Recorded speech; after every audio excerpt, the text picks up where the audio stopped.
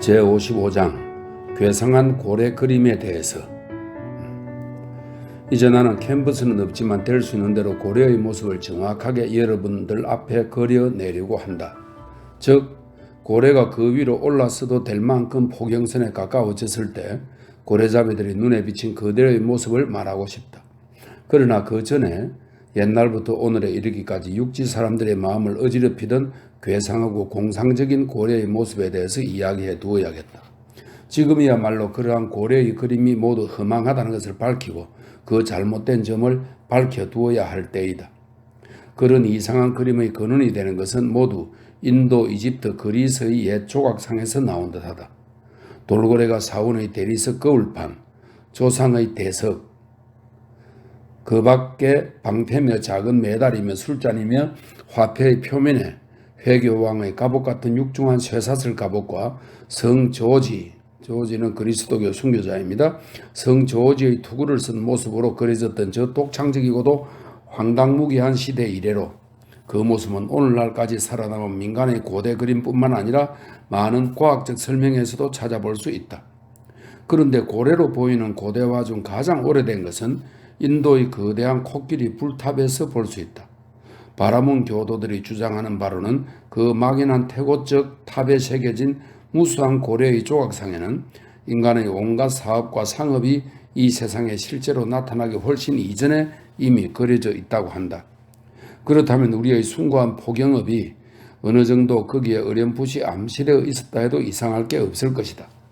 이 힌두교 고래 그림은 벽의 각 면에 그려져 있는데 학자들 사이에서 마츠 아바타라 알려져 있는 레비아단의 형상을 한 비슈누는 고대 인도 최고 신의 하나라고 합니다.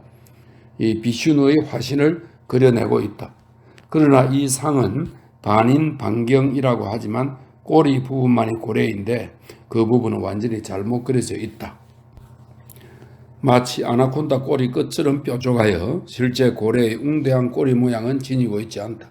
그러나 오래된 화랑의 발길을 옮겨 위대한 그리스도교 화가가 어떻게 이 물고기를 그렸는가를 보면 고대 인도인과 비교해서 조금도 잘 그리지 못했다.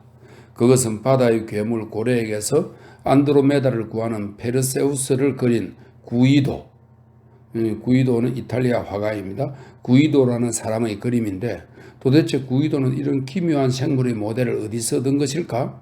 아니 호가스는 윌리엄 호가스라고 영국의 화가입니다. 아니 호가스도 역시 거의 페르세우스의 구조에서 같은 장면을 다루고 있는데 조금도 나은 데가 없다. 이 통통하게 살이 찐 호가스의 괴물은 수면에서 몸부림치고 있지만 거의 1인치도 물에 잠겨 있지 않다. 등에는 코끼리에 올려놓는 가마 같은 것이 붙어 있고 엄니가 유난히 큰 입속으로 파도가 감겨 들어가는 꼴이란 템즈강에서 런던 탑으로 통하는 수로에 세워진 모반자의 문과 같다. 그리고 옛 스코틀랜드의 시발드는 스코틀랜드 의사이면서 자연과학자입니다. 옛 스코틀랜드의 시발드의 서술에 고래가 나오며 옛 성서의 파나나 옛 교과서의 사파에 요나의 고래가 그려져 있다. 그것들을 뭐라고 평하면 좋겠는가? 내려지는 닷 막대에 포도등굴처럼 감겨있는 제본사의 고래, 예나 지금이나 많은 책의 뒷면이나 표지에 금박이로 장식된 그 고래는 아름답기는 하지만 터무니없이 그려진 생물일 뿐이며 고대의 화병에 그려져 있는 그림을 흉내내어 그린 것이라고 생각된다. 그럼에도 불구하고 그 제본사가 그린 물고기를 고래라고 하면 맨 처음으로 고래를 그리고자 했던 그림으로서 세상에 선보였기 때문이다. 그것은 문예 부흥기인 15세기경에 이탈리아 출판사가 소개한 것인데 당시는 물론 훨씬 뒤에까지 세상 사람들은 돌고래를 레비아단의 한 종류라고 생각했다. 몇몇 고서의 속표지 그림이나 장식 그림에서 때로 실로 기묘한 고래의 흔적을 보게 되는데 거기에는 분수, 분천, 온천, 냉천, 사라토가 온천, 바덴바덴 온천과 같은 온갖 종류의 물보라가 고래 머릿속에서 거품을 내며 올라오고 있다. 학문의 진보의 초판본 표지에서도 이상한 고래 그림을 볼 수 있다. 그러나 이런 비전문가의 시도는 덮어두고 이 레비아단을 알고 있는 사람들이 진지하고도 과학적인 정의에 입각하여 그린 그림을 쭉 훑어보기로 하자. 1671년 출판된 저 해리스의 항해기 중에는 프리슬란드인 성장 피트 퍼터슨이 이끄는 요나 고래호의 스피츠베르겐 포경기, 다시 한번 읽겠습니다. 프리슬란드인 선장 피트 피터슨이 이끄는 요나 고래호의 스피츠베르겐 포경기라는 네덜란드 책에서 뽑은 고래의 그림이 몇 점 실려 있다. 그 중에는 고래가 마치 큰 제목 무더기처럼 되어서 큰 얼음 덩어리 위에 누워 있고 그 큰 고래의 덩이를 빼꼼히 뛰어 돌아다니고 있는 것이 있다. 또 하나의 그림은 고래가 수직으로 선 꼬리 지느러미를 가지고 있다는 터무니없는 실수를 하고 있다. 그리고 영국 해군의 함정 골레트가 선 인상적인 사절 판본 향유고래 포획업 확장을 위한 케이프온에서 남해에 이르는 항해라는 제목의 책이 있다. 거기에는 향유고래의 그림, 단 1794년 8월 멕시코 해안에서 잡혀 갑판에 끌어올려진 고래의 축소도라는 그림이 있다. 내가 생각하기에는 아마 함장은 부하인 해병들을 위해서 이 사생도를 그리게 했을 것이다. 이에 대해서 단 하나만 비평한다면 그 고래의 눈은 다른 부분의 축소율에 비해서 실물대의 크기를 지니고 있어 만약 같은 비율로 실물에 적용한다면 거의 사방 5피트의 창문 같은 눈을 가진 셈이 된다. 아, 용감한 함장님, 어째서 당신은 그 눈알 속에서 요나가 내다보고 있는 그림을 그리지 않으셨습니까? 그리고 자녀 교육을 위한 가장 양심적인 자연사학의 편찬물들도 이와 비슷한 큰 잘못을 저지르고 있다. 세상에 널리 알려진 골드 스미스의 동물지를 보라. 1807년 런던 축소판에 고래 또는 웹불고래라 부르는 그림 몇 가지가 실려 있다. 나는 무례한 자라는 말을 듣고 싶지는 않지만 이 볼품없는 고래는 사지가 절단된 암돼지와 꼭 같고 웹불고래에 이르러서는 한 번 보기만 해도 깜짝 놀라서 히포그리퍼, 이 반은 말이고 반은 독수리 모양의 상상의 동물입니다. 히포그리퍼와 다름없는 이 형상을 보고 오늘날 19세기에 사는 조금이라도 지혜가 있는 학생들이 이걸 진정한 고래라고 받아들일까 의아해할 것이다. 또한 1825년 대자연사학자인 라세페데 백잭 베르나르 제르맹이 과학적이고 체계적인 고래의 연구서를 냈는데 그 책에는 여러 종류의 고래 그림이 수록되어 있다. 그러나 그 모두가 정확하지 못한 것이다. 그 중에서도 특히 그린란드 고래, 즉 큰 고래에 대해서 말하자면 오랜 경험을 통해 그 종류를 잘 알고 있는 스코스비도 그 그림에 있는 것 같은 고래는 자연계에서 본 적이 없다고 놀랐다. 그러나 이런 갖가지 착오 가운데서도 최고의 영예는 유명한 퀴비의 남작의 동생인 학자 프레데릭이 차지해야 할 것이다. 그는 1836년 고래 연구소를 출판하면서 거기에 향유고래라는 그림을 수록하였는데 그 그림을 낸트키스의 어느 누구에게라도 보이려고 생각하는 사람은 그 전에 낸트키스에서 달아날 준비를 해둘 필요가 있다. 한마디로 말해서 프레데릭 퀴비의 향유고래는 향유고래가 아니라 정체를 알 수 없는 그 무엇이다. 물론 그는 포경 항해를 한 일조차 없는데 도대체 어디서 그 그림을 끌어내 왔는지 누가 알겠는가? 아마도 그는 학계의 선배 대마레와 같은 곳에서, 다시 말해 중국의 그림들에서 그 전통적인 괴물을 얻었을 것이다. 그리고 중국인들에게 붓을 들게 한다면 얼마나 유쾌한 장난꾸러기가 될 것인가 하는 것은 수많은 이상한 찻잔이나 접시가 보여주는 그대로이다. 거리의 기름 가게 앞에 매달려 있는 간판장이가 그린 고래 그림에 대해서는 뭐라고 하면 좋겠는가? 그것들은 대개 단붕의 혹을 지닌 흉악한 리처드 3세 고래라고 할 만한데 아침 식사로 서너 서의 서는 파이, 다시 말해 많은 보트를 먹고 핏빛과 짙은 남색의 파도 사이에 엎치락덮치락하는 야만적인 괴물이다. 그러나 고래를 그리는 데 있어 그러한 수없는 오류를 따지고 보면 그다지 놀랄 일이 아니다. 생각해보라. 많은 학술서의 그림은 해안에 끌어올려진 고래를 보고 그렸을 테니 그 정확도는 난파선을 끌어올려 그림을 그릴 때와 다르지 않을 것이고, 그러니 그 찢긴 등을 보면서 위풍당당한 몸체와 지느러미를 가진 고귀한 짐승을 제대로 그려낼 수 있었겠는가? 코끼리는 그 온 모습을 보여주지만 살아있는 고래는 결코 온몸을 바다 위에 떠올려 초상을 그대로 그릴 수 있도록 자세를 취해주지 않는다. 그 위험과 정신력이 빛나는 살아있는 고래는 깊이를 헤아릴 수 없는 바닷속 깊은 곳이 아니면 볼 수 없다. 떠올랐을 때에도 그 대부분은 물에 감추어져 있어 전투함과 마찬가지이다. 물속으로부터 그의 온몸을 공중에 치켜 올려 그 힘차게 풀떡이는 세련된 모습을 그대로 유지하기란 인간의 재주로는 도저히 불가능하다.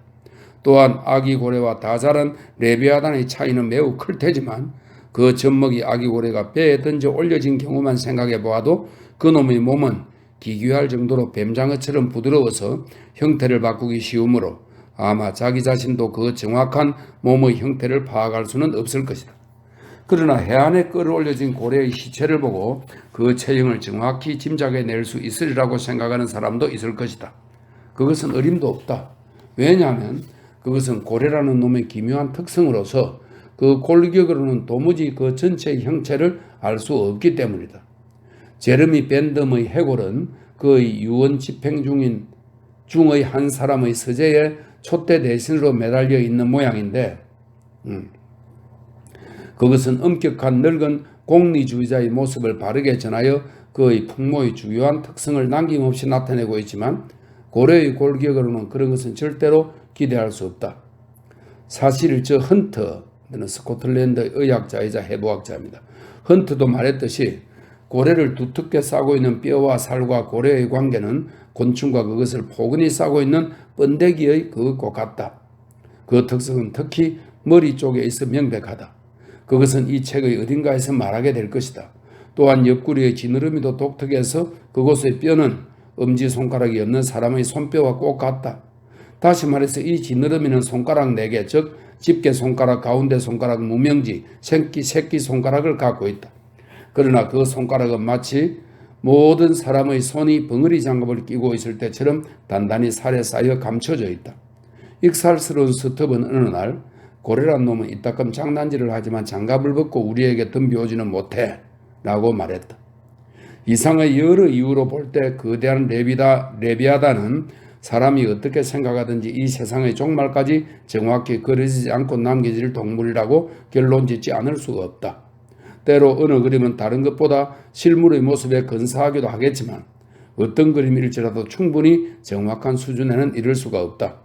그러므로 이 지상에서는 정확하게 고래가 어떤 모습인가를 알 길은 없다. 그 살아있는 풍모를 어느 정도 넘겨다 볼 수 있는 유일한 길은 몸소 포경선에 타는 길밖에 없는데 그런 경우에는 놈에게 배가 부서져서 죽게 될 위험성도 적잖이 있다. 그러므로 나는 여러분들이 고래에 대해서 지나친 호기심을 갖지 않는 편이 가장 현명하리라 생각된다. 제56장 가장 오류가 적은 고래 그림과 고래잡이 그림. 기괴한 고래 그림에 대해서 말하는 김에 동서고금의 서적에서 보게 되는 한층 더 기괴한 이야기, 특히 플리니, 퍼처스는 영국의 성직자이며 여행기 편찬자입니다. 헤클루트, 영국의 지리학자이네요. 해리스, 항해 및 여행자라고 하는 책을 쓴 저자입니다. 퀴비에, 프랑스의 자연사학자입니다. 이 등의 책에서 볼 수 있는 것에 대해서 이야기하고 싶지만 그것은 그만두기로 하겠다. 대향류고래에 대해서 출판된 것으로는 콜레처, 하긴저는 영국의 해양 화가입니다. 프레데릭 퀴비에, 빌은 17세기의 영국의 화가입니다. 이 빌이 그린 네 그림밖에는 모른다. 콜레트와 퀴비에 대해서는 앞장에서 이야기했다. 허긴저의 그림은 훨씬 낫지만 빌의 것이 가장 우수하다. 빌의 향유고래 그림은 제2장의 첫무리에 나오는 고래 그림 3개 중 가운데의 그림을 제외하면 모두 훌륭한 것이라고 할 수 있다. 책무리에 있는 향유고래를 공격하는 보트 그림은 배의 객실에 있는 남성들의 무신론적 감각을 자극하기 위해 그려진 것이겠지만 매우 정확하고 실물을 보는 듯하다. 로스 브라운 1846년 포경에 관한 화집을 출판했다 이렇게 되어 있네요. 로스 브라운이 그린 향유고래의 그림 중 어떤 것은 그 형태는 꽤 정확하나 조각이 매우 형편없다. 그러나 그것이 그의 잘못은 아닐 것이다. 참고래에 대해서는 스코스비의 책 속의 그림이 가장 좋은데 아쉽게도 너무 작게 그려져 그 인상을 사람들에게 충분히 심어주지 못한다. 그는 한 장의 포경 장면을 그렸는데 그것이 단 한 장에 그친 것은 슬픈 일이다. 왜냐하면 만약 훌륭하게 그려지기만 했다면 사람들이 고래잡이 눈에 비친 산고래를 여실히 상상할 수 있으려면 그런 그림을 통해서일 테니까.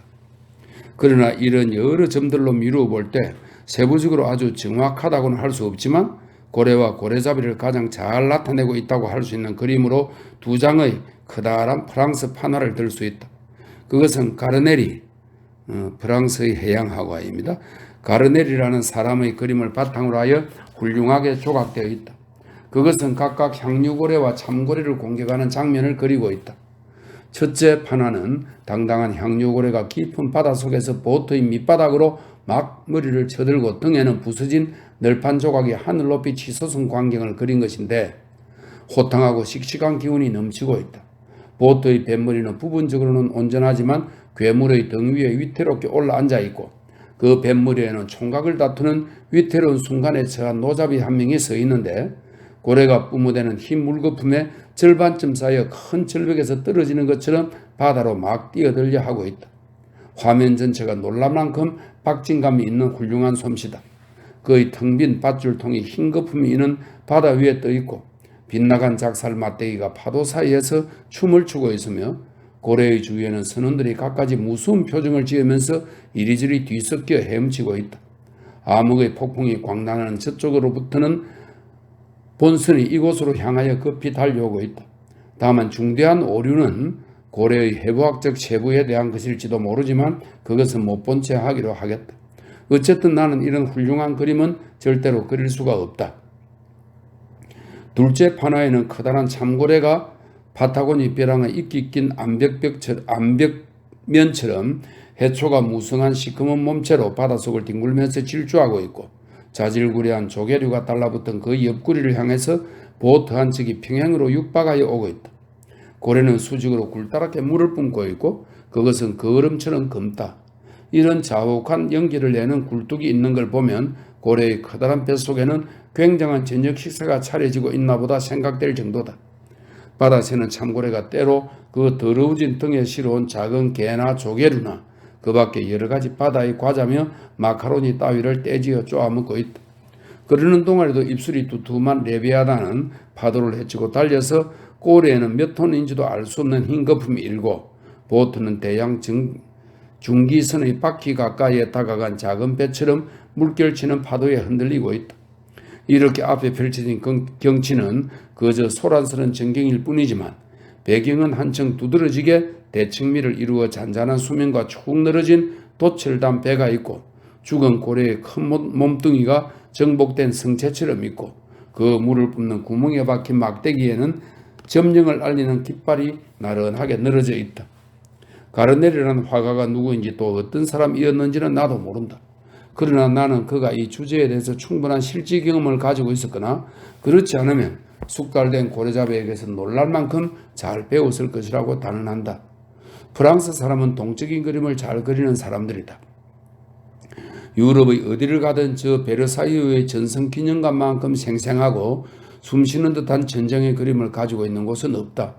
거기서는 구경꾼도 프랑스가 치러온 대전투 속을 싸우며 나가지 않으면 안 된다. 그 시퍼런 칼날은 모두 북극광의 번쩍임과 흡사하며 무장한 군대의 왕과 황제들은 관을 머리에 선 켄타우로스처럼 돌진하고 있다. 이 가르네리의 해양 투쟁도는 그 화랑의 일부를 차지해도 부끄럽지 않을 것이다. 사물의 생생함을 포착하는 프랑스인의 천성적 특질은 포경 장면을 그린 그림이나 판화에 특히 강하게 나타나 있다. 그들은 어업에 대한 경험을 영국인의 10분의 1도 아메리카인의 1000분의 1도 갖지 못하면서도 그 두 국민을 향해서 포경의 참뜻을 전할 수 있는 유일한 스케치를 제공하고 있다. 대체로 영국과 미국의 고래 그림들은 다만 기계적인 사물의 윤곽, 이를테면 멍하게 고래의 측면을 그리는 정도로 만족하고 있는데 그것은 회화적 효과라는 점으로 말하면 피라미드의 측면을 그렸다는 정도에 불과하다. 스코스비가 고래통이라고 불리는 것은 당연하지만 그 자신도 그린란드 고래의 꼿꼿하게 굳은 전선의 그림과 웹불고리나 돌고래의 정묘한 축소들을 서너 점 그린 뒤에는 배의 깔고리라든가 고기칼이나 다치나를 소재로 한 고전적인 판화를 그렸을 뿐이다. 그리고 로엔후크, 이 네덜란드의 자연사학자입니다. 로엔후크의 현미경 같은 건면함으로 북극양의 96종에 달하는 눈의 결정체를 확대한 그림을 내놓아 세상 사람들을 놀라게 했을 뿐이다. 나는 대항해자를 헐뜯으려는 게 아니다. 나는 그를 노련한 사람으로도 존경하는 바이다. 다만 그린란드의 재판장 앞에서 획득한 결정체 하나씩에 대해 선서를 하지 않았다는 것은 커다란 실수가 아니었겠는가. 가르네리의 좋은 판화 외에도 뒤랑 프랑스 판화가와 이 목각가입니다. 뒤랑이라고 서명한 어떤 사람의 작품 중에 볼만한 프랑스 판화가 둘 있다.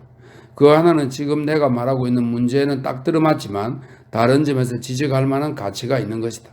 그것은 태평양 군도에서의 조용한 대나 풍경으로 물결이 잔잔한 해안 가까이 정박한 프랑스 포경선 한 척이 한가롭게 물을 보급받고 있다. 배경에는 느슨해진 독과 야자나무의 기다란 잎이 바람 한 점 없는 공중에 늘어져 있다.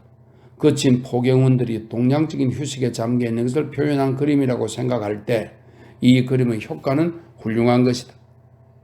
또 하나의 판화는 전혀 다른 것이다. 배는 거대한 고래의 무리가 떼지어 노는 대양의 한복판으로 내달리고 배전에는 참고래가 한 마리 달리고 있다. 배는 고래를 갈라버리는 듯 마치 부둣가로 향하는 것처럼 그 괴물을 향하여 돌진하고 보트 한 척은 그 활극이 벌어졌던 자리에서 급히 저어나가서 먼 곳의 고래떼를 추적하려 하고 있다. 작살과 창은 수평으로 겨누어져 떼를 노리고 노잡이 세 사람은 또 떼를 세우려 하고 있다. 그 작은 배는 느닷없이 밀려온 파도에 놀라서 앞다리를 쳐든 말처럼 수면에서 반쯤 수직으로 서 있다. 모선에서는 마치 대장간 마을에서 피어오르는 연기처럼 고래를 끓이는 연기가 무럭무럭 일어나고 바람이 불어오는 쪽에서는 맹렬한 소나기가 퍼부을 것 같은 검은 구름이 일어 흥분한 선원들의 움직임을 재촉하고 있다.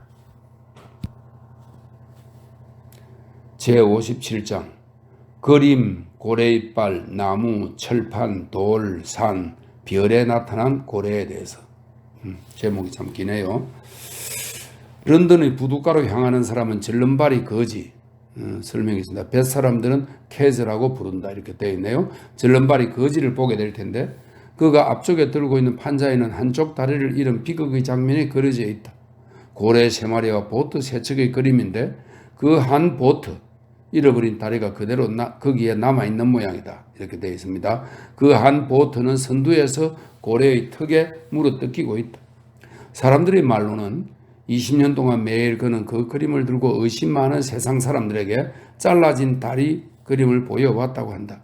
그러나 이제야말로 그를 변호할 때가 왔다. 그 고리 세 마리는 아무튼 와핑, 런던항 부근의 강변구역입니다.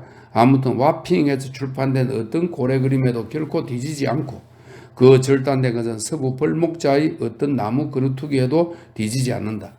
그러나 매일 그 그루터기 위에 서서 이 불쌍한 고래잡이는 잘린 다리에 대한 얘기는 한 번도 늘어놓지 않고 다만 눈을 아래로 내리깐 채 자신의 한쪽 다리의 절단에 대해서 우수에 찬 회고를 하고 있을 뿐이다. 태평양의 각지 또는 낸터킷이나 뉴 베드포드나 세그항 근처에서 사람들은 포경자들이 향유고래의 이빨에 새긴 고래와 포경의 그림을 보거나 참고래의 뼈로 만든 부인용 코르셋을 살 때 기타 경골 세공품, 즉 그들이 바다 위에서 여가를 보내기 위해 조잡한 재료 위에 정성 들여 조각한 무수한 공예 세공품을 볼 것이다.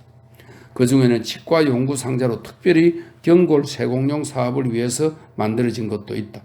그러나 대부분은 선원들에게는 만능 도구인 잭나이프 하나로 공들여 만든 것인데 그 잭나이프로 뱃사람의 상상력이 미치는 것은 무엇이나 만들어진다. 그리스도교와 문명세계에서 오래 격리되어 사는 사람은 신의 손에 의해서 놓여진 그대로의 그 상태, 즉 야만인이라고 일컬어지는 상태로 돌아가게 된다. 실제로 고래잡이들은 이로퀴 인디언들과 마찬가지의 야만인이 된다. 나 자신도 인디언이어서 식인족의 왕 이외의 어떤 사람에게도 의리를 지키지 않지만 언제라도 그에게 반역할 채비를 하고 있다. 그런데 야만인이 집에 틀에 박혔을 때의 큰 특성은 놀랍도록 참을성 있게 일하는 데에 있다. 옛날 하와이 전투용 곤봉이나 창으로도 쓰이는 이 노예 조각된 문양은 그 다양성과 정교함에서 인간의 인내심의 위대한 승리라 할 수 있으며 그 점에서 라틴어 사전에 필적할 만하다. 다시 말해서 조개의 파핀이든가 상하의 이빨만을 가지고 기적처럼 복잡하고 정교한 목각 세공의 그 물코를 만들어지는 것인데 그러기 위해서는 긴 세월 동안 꾸준한 노력을 바쳐야 했을 것이다. 백인의 배에 타고 있는 야만족들도 이 하와이 이민족과 마찬가지다. 똑같은 기적적인 인내와 똑같은 상어 이빨로 잭나이프 하나를 가지고 그가 제작하는 뼈 조각은 전문가보다는 못하지만 그 미로 같은 세밀함에 있어서는 그리스의 야만인 아킬레우스의 방패와 흡사했고 그 들끓는 야만 정신에 있어서는 옛 네덜란드의 야만인 일베르 뒤르와 흡사하다. 나무에 조각된 고래 또는 작고 검은 훌륭한 남양산 목재에 조각된 고래는 아메리카 포경선의 앞간판에서 자주 만난다. 그 중의 어떤 것은 매우 정확하게 만들어져 있다. 박공지부의 낡은 시골 주택에 노체로 만든 고래가 거꾸로 매달려서 길에 미연한 입구의 초인종이 되어 있는 경우도 있다. 문지기가 졸고 있을 때 모루 모양의 대가리를 가진 고래는 매우 도움이 된다. 그러나 그러한 초인종 고래는 충실한 사생품으로는 보잘것없다. 오래된 교회의 첨탑 중에는 때로 철판으로 만들어진 고래가 달려 풍향계로 쓰고 있다. 그러나 높은 곳에 달려있고 어느 쪽에서 보더라도 접근하지 말라 하고 외치고 있으니까 그 가치를 살펴보기 위해 접근해갈 방법도 없다. 딱딱하고 툭 튀어나온 지역의 우뚝 솟은 험한 절벽 아래 평원이 굉장한 바위돌 무더기가 흩어져 있는 그런 곳에는 거대한 고래의 화석을 연상케 하는 것이 반점 덤불에 묻혀 있는데 바람이 센 날이면 풀이삭이 초록빛 파도가 되어 물결치는 광경을 볼 수 있을 것이다. 또한 원형 경기장 높이의 산에 둘러싸여 산악지방을 지나갈 때 군데군데 전망이 트이는 곳에서 보면 굽이치는 산등성이 사이로 고래의 옆모습과 흡사한 것이 얼핏 눈을 스치곤 하는데 이런 광경을 보려면 사람은 뼛속까지 고래잡이가 되어야만 한다. 그뿐이 아니다. 다시 한번 그러한 광경을 보았던 장소로 되돌아가려면 정확한 위도와 경도의 교차점을 구해야 한다. 왜냐하면 이러한 산지의 전망은 참으로 우연한 것이기 때문에 정확하게 그 관찰 지점으로 되돌아가려면 많은 수고와 노력을 기울여야 하기 때문이다. 마치 일찍이 허풍선인 멘다나가 가봤고 늙은 피게로아가 기록한 솔로몬 군도가 오늘날에도 여전히 소재불명인 사실과 마찬가지다. 더욱이 여러분들이 이 주제를 확대하여 눈을 하늘로 향하면 오랜 세월 전쟁에 시달린 동양인들이 구름 사이에서 격투하는 군대를 보는 것처럼 찬연한 별 하늘 저쪽에서 거대한 고래의 무리와 그것을 쫓는 배를 보지 않겠는가. 이렇게 말하는 나는 북양에서 처음에 나에게 그 모습을 알려준 밝은 별들과 더불어 북극을 돌고 돌면서 고래를 추적했다. 또한 찬란한 남빙양의 하늘 밑에서 나는 아르고나비스 호를 타고 빛나는 고래자리를 쫓는 자들과 함께 아득히 바다 뱀자리와 날치자리에까지 추적해 나갔다. 구나무의 닻을 나의 고삐로 삼고 작살다발을 나의 박차로 삼아 저 고래를 집어타고 천상계 끝까지 뛰어 올라가면 무수한 텐트가 쳐진 신비로운 하늘이 인간의 눈으로는 닿지 않던 멀리까지 끝없이 흩뿌려져 있는지 어쩐지 볼 수 있을 것인가. 다음 제58장 새끼 정어리. 크로제트 군도에서 북동쪽으로 나갔을 때 크로제트 군도는 인도양 남쪽에 위치해 있습니다. 북동쪽으로 나갔을 때 배는 새끼 정어리가 깔린 바다에 들어섰는데 그 작고 누런 물질은 참고래가 즐겨 먹는 것이다. 그것은 몇 리거나 계속되어 배의 둘레에 물결치고 있어서 마치 황금빛으로 무르익는 끝없는 밀밭을 항해하고 있는 듯한 느낌이었다. 이틀째가 되자 과연 많은 참고래가 보였다. 그들은 우리 피쿠도호와 같은 향유 고래잡이로부터 공격받을 위험이 없다고 보았는지 입을 태평스럽게 벌리고 새끼 정어리 속을 헤엄쳐 다니고 새끼 정어리는 멋진 베니스식 차양 같은 그 입 가장자리에 있는 줄에 달라붙어 입술에서 흘러나오는 바닷물과 나누어지고 있다. 아침에 풀 베는 사람들이 늘어서서 천천히 그러면서도 바쁘게 낫을 놀리며 늪지의 목장에서 자란 축축하고 키 큰 풀을 헤치면서 나아가듯이 이 괴물들은 기묘한 풀이 잘리는 소리를 내면서 그 누런 바다 위에 풀벤 자리와 흡사한 끝없는 너른 푸른 물길을 남기며 헤엄쳐 간다. 그러나 풀베기를 생각나게 하는 것은 고래들이 새끼 정어리를 헤치고 갈 때의 소리뿐이다. 특히 그들이 잠시 휴식하는 듯 가만히 있을 때 돛대 꼭대기에서 보면 그 거대한 검은 체구는 아무리 봐도 생명체 없는 바위 덩어리로밖에 보이지 않는다. 마치 대수렵지인 인도에서 나그네가 코끼리들이 누워있는 평원을 지나가면서도 벌거벗은 검은 언덕이 있구나 하고 생각하는 것과 같다. 바다에서 이런 고래를 처음 만나는 사람도 인도의 나그네와 같다. 더욱이 간신히 고래라는 것을 안다 해도 너무나도 웅대하니까 이렇게 엄청나게 큰 것에 개나 말 속에 숨쉬는 것과 같은 생명 감각이 구석구석까지 작용하고 있다는 것은 도무지 믿기 어려워진다. 사실 지금 말한 점 이외에도 모든 바닷속의 동물에 대해서는 육지의 동물에 대한 것과 같은 감정을 품기 어렵다. 옛날의 자연사학자 중에는 육지에 있는 모든 생명체가 바다에도 있다고 주장한 사람들도 있었다. 그것은 넓은 관점에서 본다면 매우 그럴듯하지만 실제의 경우에 적용해 본다면 이를테면 개처럼 영리하고 상냥한 성질과 대응할 만한 물고기가 과연 바다에 있을 것인가? 저주받은 상어만이 어떤 점에서 개와 유사한 점이 있을 뿐이다. 참으로 일반 육상인은 바다의 원주민들을 말할 수 없이 꺼림칙하고 불쾌한 감정으로 대했고 바다를 영원한 미제의 나라라고 생각한다. 그래서 콜럼버스가 해상에 떠있는 단 하나의 서쪽 대륙을 발견하기 위해서 무수한 미지의 세계를 항해했던 것이고 또한 비할 바 없는 끔찍한 대참사의 대부분은 세상이 시작된 이후 무턱대고 바다 위에 나와 있었던 숱한 사람들을 위해 덮쳤던 것이다.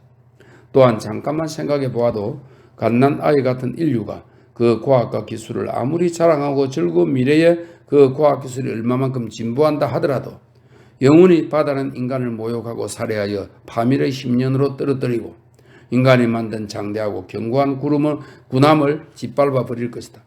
그러나 이런 일들이 끊임없이 되풀이됨으로써 인간은 원시 이래 바다의 본질이었던 크나큰 경외심을 상실해버리고 말았다. 책에 의하면 대양에 떠오른 최초의 배는 포르투갈 사람 특유의 복수심을 안고 한 사람의 과부도 남기지 않았다고 한다. 그 똑같은 바다는 지금도 물결을 친다. 그 똑같은 바다가 지난해에도 많은 배를 파괴했다. 아, 어리석은 인간이여, 노아의 홍수는 아직도 물러가지 않았다. 아직도 아름다운 세계의 3분의 2를 덮고 있다. 바다와 육지를 놓고 볼 때 그 한쪽에서 일어나는 기적이 다른 쪽에서 일어나는 기적이 되지 않는다는 근본적인 차이는 어디에 있는가? 코라. 코라는 구약 민수기 16장에 나오는데요. 모세에게 반항한 인물입니다. 코라와 그 친구들의 발밑에서 산 땅이 입을 벌리고 영혼이 그들을 삼켰을 때 초자연적인 공포가 헤브라의 사람들을 사로잡았다. 그러나 오늘날에도 그와 마찬가지로 살아있는 바다가 배와 선원들을 삼키지 않는 날이 하루도 없다. 바다는 단순히 인연 없는 사람에 대해서 오랜 원수일 뿐 아니라 사랑하는 자식에 대해서도 악마이고 자기의 손님을 살해한 페르시아 사람보다도 사악하다. 스스로가 낳은 생물마저도 용서하지 않는다. 야만스러운 암호랑이가 낳은 새끼를 밀림에서 가지고 놀면서 깔아뭉개는 것과 흡사하게 바다는 가장 강대한 고래도 바위에 내동댕이 쳐서 파선의 자네와 함께 나란히 눕게 한다. 자기 자신의 것 이외에는 어떠한 사랑에도 어떠한 힘에도 움직이지 않는다. 기술을 떨어뜨리고 달리는 미친 군마와 같이 주인 없는 바다는 불적임에 지구를 점령한다. 바다의 간택한 꾀를 생각해보라. 그 가장 무서운 생물은 물속에 가라앉아 전혀 모습을 보이지 않고 엉큼하게도 매우 아름다운 남청빛 아래 숨어있다. 그리고 숱한 종류의 상어가 우아하게 꾸민 모습을 하고 있듯이 바다의 가장 잔인한 종족들 대부분이 가지고 있는 악마적으로 빛나는 미에 대해서도 생각해보라. 그리고 또 바다의 모든 생물이 세계가 개벽한 이래 오늘날까지 서로 잡아먹고 먹히는 영원한 전쟁을 행하는 데서 보이는 그런 이 살상습성에 대해서도 생각해 보라. 이러한 모든 것을 생각하고 나서 이 푸르고 부드럽고 가장 온화한 대지를 돌아보고 바다와 육지를 비교해 보라. 여러분의 내면에서 무언가 이상한 유사성이 발견되지 않는가? 왜냐하면 이 무수한 대양의 푸른 대지를 에워싸는 것과 같이 우리 인간의 영혼 속에도 평화와 환희에 찬 타히티 섬이 있지만 그 섬의 주인은 거의 알려지지 않은 생에 대한 공포감이 에워싸고 있다. 신이여, 사람들을 지켜주소서. 그 섬에서 뛰쳐나가지 말지어다. 다시는 돌아오지 못할 테니까. 제59장 대왕 오징어. 천천히 정어리의 목장을 건너가면서 피코도는 여전히 북동쪽으로 자바 제도를 향해서 나갔다. 미풍이 그 용고를 밀어주고 높이 솟은 끝이 뾰족한 돛대는 나른한 산들바람에 화답하면서 바다에 서 있는 종려나무 새그루처럼 흔들리고 있었다. 더욱이 은백색으로 빛나는 밤에는 오랜 사이를 두고 고독하고 유혹적인 물뿜기가 보일 때도 있었다. 그러나 어느 청명한 아침, 바람이 완전히 잦아든 것은 아니었지만 초자연적이라고 생각될 정도의 정적이 해면을 뒤덮고 있을 때 기다랗게 뻗쳐 빛나는 태양광선이 비밀을 당부하는 황금 손가락처럼 해면에 놓여 있었을 때 살금살금 기어오는 물결이 부드럽게 딸리면서 서로 소근거리고 있을 때 눈에 보이는 온갖 물체가 깊은 침묵에 잠겨 있을 바로 그때 가운데 돛대 꼭대기에 있던 대구가 정체를 알 수 없는 이상한 것을 보았다. 아득히 먼 곳에 희고 커다란 덩어리가 천천히 머리를 쳐들고 차츰 올라가면서 푸른 물에서 떠오르고 이어고 뱃물이 저쪽의 산에서 막 떨어진 눈사태처럼 빛났다. 그러자 다시 천천히 기어들어와 가라앉아 버렸으므로 그것은 다만 순간적인 빛이었다. 그러나 다시 떠올라서 조용히 빛났다. 고래 같아 보이지는 않았다. 그러나 모비딕인지도 몰랐다 하고 대구는 생각했다. 요마는 또 가라앉았지만 이번엔 다시 떠올랐을 때는 귀창이 찢어질 듯한 니그로의 부르짖음이 모두를 졸음에서 두드려 깨웠다. 있다, 또 나왔어. 펄쩍 뛰어서 바로 저 앞이다. 흰고래, 흰고래다. 그러나 선원들은 벌떼가 나무가지를 향하여 돌진하는 것처럼 도처의 활대 끝으로 돌진했다. 에이브는 무수한 햇빛을 받으면서 모자도 쓰지 않은 채 비스듬히 서 있는 돛대 곁에 서서 한 손으로 키잡에게 명령하는데 흔들기 위해서 뒤로 길게 뻗쳤다. 그는 대구가 가만히 팔을 뻗어 가리키는 저쪽을 눈을 번쩍이며 지켜보았다. 나풀나풀 움직이는 한 가닥 느릿느릿한 물뿜기가 차츰 에이허브의 마음을 사로잡아 간 것일까? 그는 조용하고 온화한 마음을 한결같이 쫓고 있던 저 고래와의 최후의 배우로서 받아들일 마음이 되었다는 것인지, 그렇지 않으면 초조해서 당황해 버렸는지, 그 이유는 무엇이든 간에 흰 덩어리를 분명하게 목격하자마자 정광 석화처럼 즉시 보트를 내리라고 명령했다. 보트 내측이 곧 파도 위에 뜨고 에이허브의 보트를 선두로 똑바로 적을 향해서 질주했다. 이윽고 그놈은 물속으로 들어가고 우리도 노를 멈추고 다시 나타나기를 기다리는 동안 보라, 가라앉은 바로 그 자리에서 그놈은 다시금 천천히 머리를 들었다. 그 순간 우리는 흰고래에 대한 모든 생각을 거의 잊어버린 채 바다가 인간에게 드러낸 비밀 중에서도 가장 기이하다고 생각되는 괴물을 지켜보았다. 길이도 폭도 8분의 1마일은 심이 될 것 같은 거대하고 유연한 물체가 번쩍번쩍 유백색으로 빛나며 물결에 떠돌고 무수히 많은 긴 팔을 중심부에서 내뻗고 긴 뱀처럼 또아리를 떨고 몸을 비틀면서 운 나쁘게도 접근하는 사람이 있다면 사정없이 잡아 낚아채려고 하고 있었다. 얼굴이라든가 머리라든가 하는 것은 전혀 보이지 않고 감각이나 본능이라는 것을 가지고 있는 것처럼 보이지도 않았다. 이 파도 사이에 물결치는 물체는 이 세상의 것이 아닌 형체 없는 생의 망령이라 할 만한 것이었다. 빨아들이는 낮은 소리를 내면서 다시 모습을 감추었을 때 그 가라앉은 뒤에 들끓는 파도를 가만히 지켜보면서 스타벅은 외쳤다. 너 흰 유령, 내 놈을 보는 거라면 차라리 모비딕과 부딪혀서 격투하는 편이 낫겠다. 저게 뭐지요? 블레스코가 물었다. 대왕 오징어야.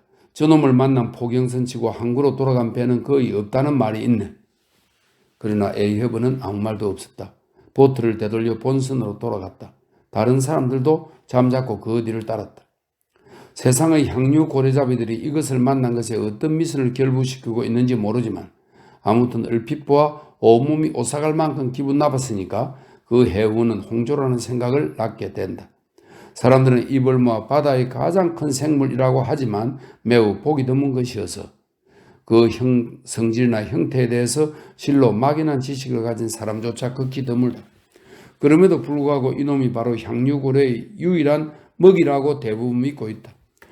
왜냐하면 다른 종류의 고래는 수면 위에서 먹이를 잡아먹고 실제로 먹고 있는 모습이 사람들에게 목격되기도 하지만 향유고래는 수면 밑의 사람이 모르는 곳에서만 먹이를 취하니까 그 먹이가 정확하게 무엇인가 하는 것은 짐작으로 말할 수밖에 없다. 때로 급히 추격을 당하면 이 큰 오징어에게서 떼어낸 팔처럼 보이는 것을 토해내기도 하는데 그 어떤 것은 길이가 20-30피트 이상이나 된다. 사람들은 이 괴물이 그 팔 같은 것으로 바다 밑바닥에 달라붙어 있어서 향유고래가 그것을 공격에 물어뜯기 위해서 다른 종족과 달리 이빨이 있다고 상상한다. 폰토피탄 주교가 이야기하는 크라켄, 노르웨이 해속에 있다는 사방 1마일 반이나 된다는 그 전설의 괴물입니다. 크라켄. 전설 속의 괴물인데 이 크라켄이라는 괴물이 흘렁물렁하게 녹아서 이 대왕 오징어가 되었을 거라는 상상하는 이유도 있는 것 같다. 주교가 쓴 것에 의기해서 크라켄의 뜨고 가라앉은 점이나 그 밖의 특성을 살펴보면 이 두 생물은 일치점을 지니고 있다. 그러나 그가 말하는 믿기 어려운 거대함에 대해서는 상당히 깎아들일 필요가 있다. 자연사학자 중에는 지금 내가 이야기한 신비한 생물에 대해 어렴풋이 알고 있어서 이것을 오징어의 일종으로 보려고 하는 자가 있다. 물론 외형면에서는 오징어에 속하는 것처럼 보이지만 어쨌든 그 종류에는 거인족이라고 해야 할 것이다. 참 신비한 이야기네요.